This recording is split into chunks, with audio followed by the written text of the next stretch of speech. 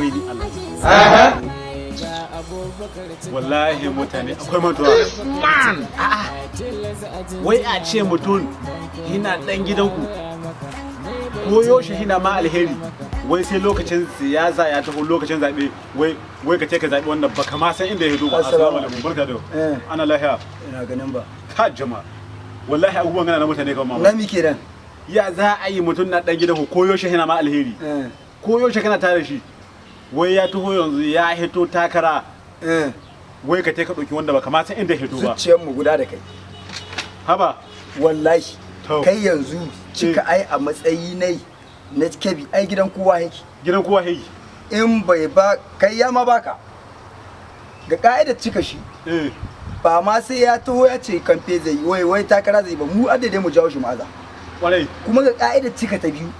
ba ma sai ya yi kamfe ba insha Allah tahowa ɗaya zai yi ce gashi mu kuma ɗaya mu zaɓe sai a zaɓe shi kawai to kai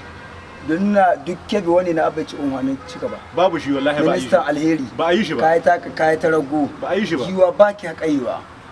ka san shi teku ruwa ne ba su ƙarewa wallahi bangon zuma kenan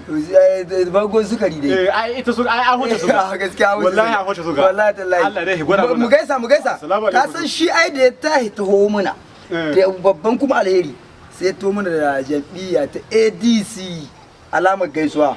mata ku sani da kun ga an gama an gaisa hannu jam'iyya ta kenan da kun ga takarda mai rike da hannu gaisuwa kenan lada 10 aka cewa shin kuna lada malami kenan